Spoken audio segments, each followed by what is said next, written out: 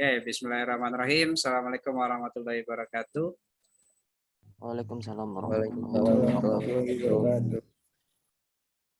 Puji syukur atas kehadiran nikmat Allah Subhanahu wa taala sehingga kita semua bisa kembali bertemu secara daring. Dan pada kesempatan kali ini kita akan melanjutkan materi untuk mekanika tanah terkait dengan klasifikasi tanah. Sebelum mulai, saya akan coba absensi dulu. Saya harap semua bisa menghidupkan kamera. Silakan konfirmasi kalau tidak bisa, kalau enggak akan saya keluarkan ya. Oke, yang pertama Zaidal Fadli. Hadir, Pak. Ada Zaidal Fadli. Fadli ada. Bima Arya.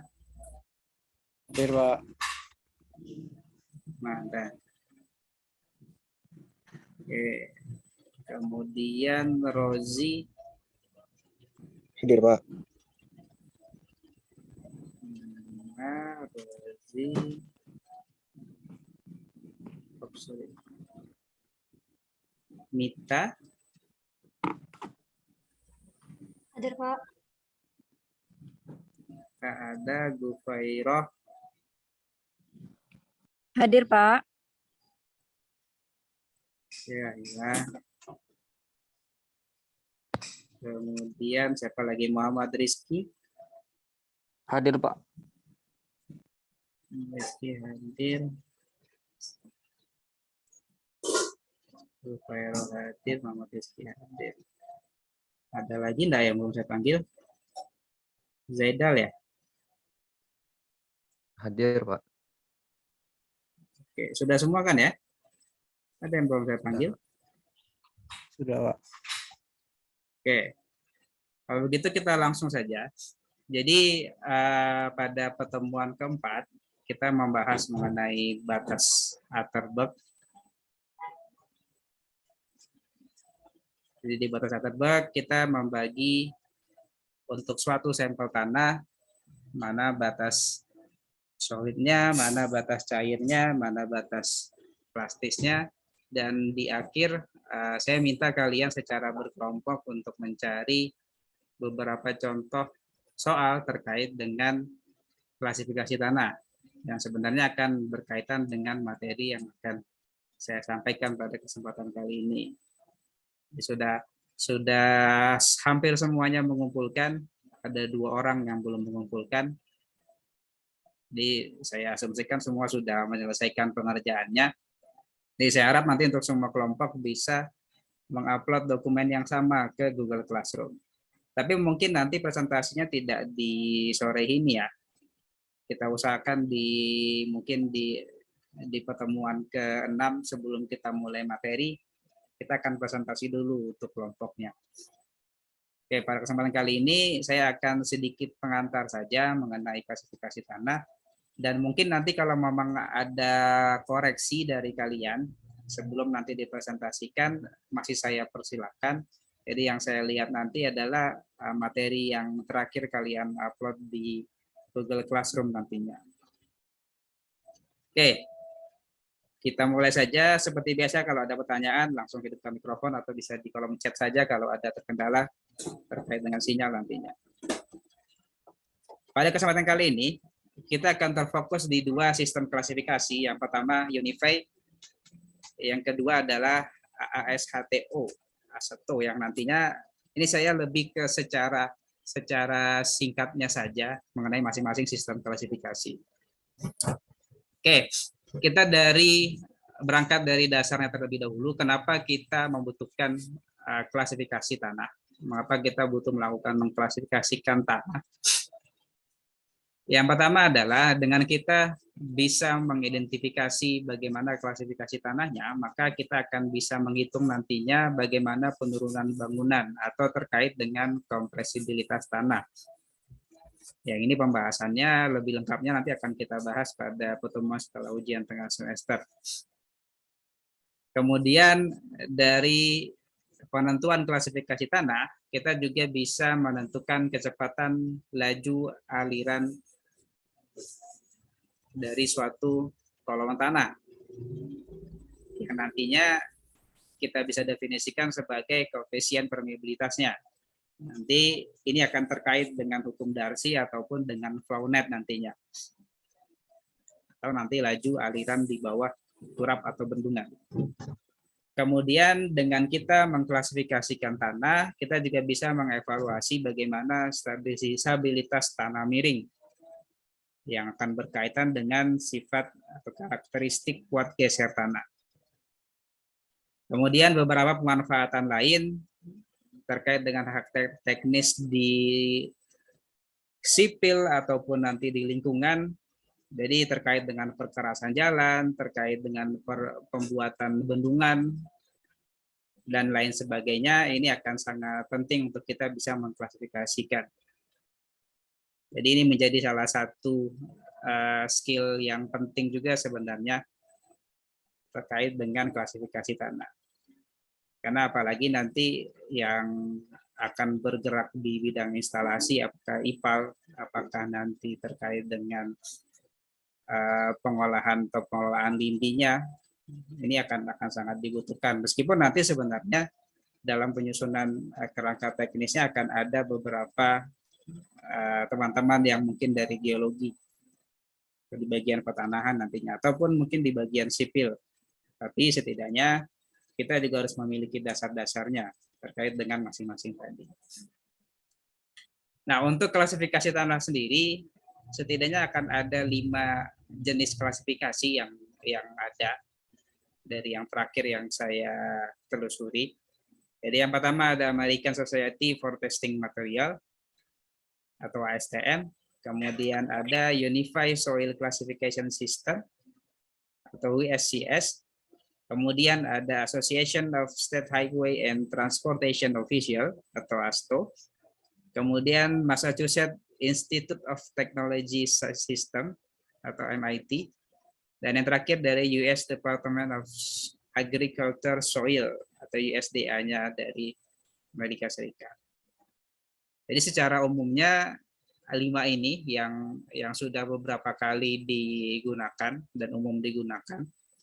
Dan yang jadi pembahasan kita nanti memang hanya 2 yang sudah saya sampaikan dan sudah saya tugaskan juga kepada masing-masing kelompok sebelumnya. Jadi dari kelima tadi yang umumnya atau yang lebih banyak digunakan adalah USCS dan ASTO, di mana prosedur klasifikasi tanahnya berupa pengelompokan dari hasil uji sifat fisik tanah.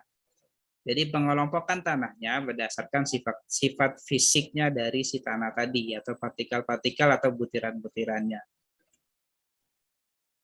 Nantinya akan ada penamaan kelompok dan simbol yang digunakan, baik itu untuk yang mana itu nanti ada di Unified Soil Classification System atau USCS ataupun ASTM. Perbedaan utama dari masing-masing sistem klasifikasi. Yang pertama untuk yang Unified, dia simbol itu untuk kelompok ukuran partikel. Jadi simbol di sini ada G, S, M, dan C, masing-masing untuk gravel, butiran sand pasir, silt, dan clay. Kemudian dari masing-masing simbol tadi akan ada pengelompokan karakteristik gradasinya. Ada yang well grade sampai dengan ke poorly grade, atau gradasi dengan baik sampai dengan yang paling rendah. Kemudian juga dilihat bagaimana karakteristik plastisitasnya terkait dengan Atterberg sebelumnya, apakah tinggi ataupun rendah. Dan juga akan dilihat juga kandungan materi organik pada satu kolom tanah.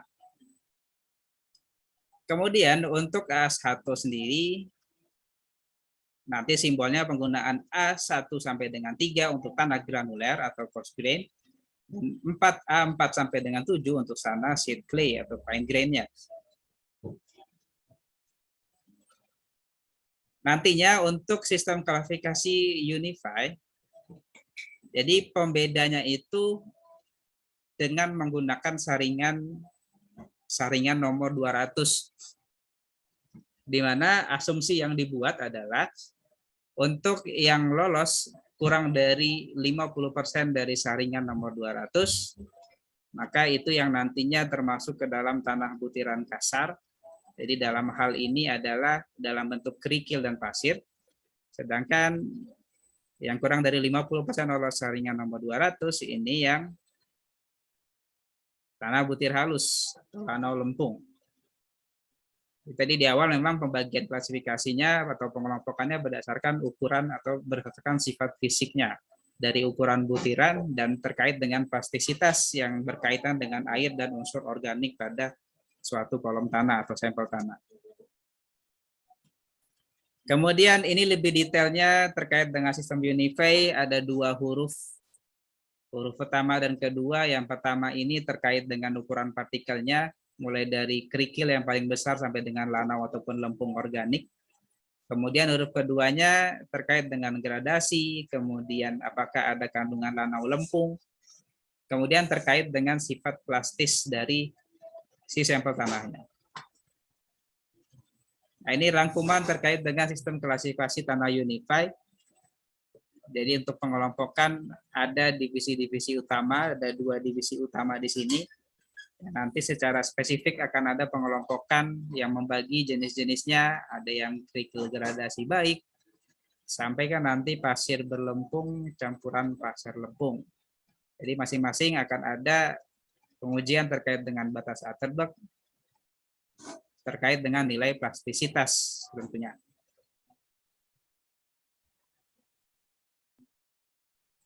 Kemudian menurut sistem Unify juga akan ada pembagian 2 jenis tanah organik, yaitu yang pertama ada yang humus dan gambut, penggunaan simbol PT atau plat. Sedangkan untuk tanah yang berbutir halus dikelompokkan lagi menjadi yang plastisitasnya rendah dan plastisitasnya yang tinggi. Sedangkan untuk yang tanah berbutir kasar, hanya pembagiannya menjadi yang kerikil dan pasir. Ini pengelompokan simbol, grup simbol, dan grup nama kelompoknya apa. Jadi di sini dilihat dari saringan yang kurang 50 dan lebih dari 50, nanti dikelompokkan sehingga menjadi ada beberapa kelompoknya. Jadi tergantung dari berapa persennya. Ini ada 2 mark.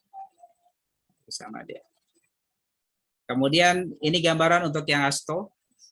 Bagaimana pengelompokannya berdasarkan ukuran saringan. Ini shift analysis atau analisis saringan. Persen yang melewati saringan mulai dari saringan 10 sampai dengan saringan 200. Jadi ini pengelompokan A1 itu yang lebih dari 50, yang berikutnya lebih dari 25. Dan seterusnya nanti bagaimana karakteristik dari fraksi-fraksi butirannya. Ini terkait dengan ukuran dari saringan, kemudian liquid limit dan plasticity index itu akan terkait dengan Atterberg-nya.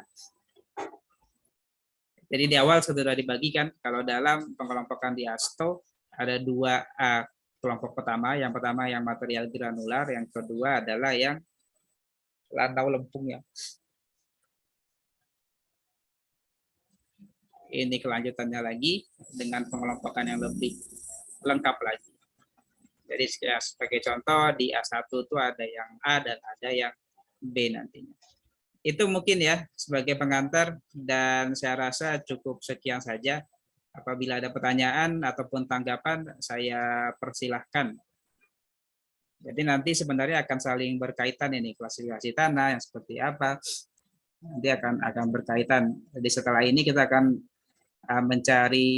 mempelajari bagaimana sih cara pengambilan sampel tanahnya dan bagaimana menganalisis butiran sehingga data dari analisis butiran itu kita bisa gunakan di sistem klasifikasinya. Jadi kita mulai dari sistem klasifikasinya. Apakah ada yang kira-kira ingin bertanya? Saya persilakan. Ada yang baru masuk, yang belum saya panggil tadi? Saya sudah semua. Saya Pak Yurike, Pak. Yurike. Kenapa baru masuk? Lupa tadi, Pak. Saya lupa. Udah berapa kali saya ingatkan tadi. Nggak buka HP tadi, Pak. Tertidur. Kita tidur namanya enggak lupa itu. Oke. Nggak masalah. Kita lanjutkan lagi. Kira-kira ada yang ingin bertanya? Saya persilakan. Mungkin saya juga tidak akan terlalu lama ya karena di hari Minggu juga saya tidak ingin mengganggu aktivitas lain. Tapi setidaknya satu kewajiban kita sudah selesai dulu. Saya harap nanti di minggu depan, di pertemuan di minggu depan, semua sudah bersiap untuk presentasi ya. Nanti akan random saja siapa yang lebih dulu siap untuk presentasi, saya persilakan. Karena waktu kita terbatas, jadi tidak akan semuanya. Jadi akan sangat beruntung bagi kelompok yang bisa presentasi pada awal pertemuan nantinya. Oke, kalau tidak ada lagi, mungkin bisa saya sudahi saja pertemuan kita pada sore hari ini. Nanti kalau ada pertanyaan tanggapan berikutnya, bisa disampaikan melalui grup WhatsApp saja. Seperti biasa, jangan lupa setiap anggota kelompok diwajibkan untuk mengupload tugas kelompoknya masing-masing melalui Google Classroom. Sekian dari saya, kurang dan lebihnya saya mohon maaf. Kita tutup dengan hamdalah. Alhamdulillahirrabbilalamin. Sampai jumpa di pertemuan berikutnya. Assalamualaikum warahmatullahi wabarakatuh. Waalaikumsalam warahmatullahi Waalaikumsalam warahmatullahi wabarakatuh. Terima kasih.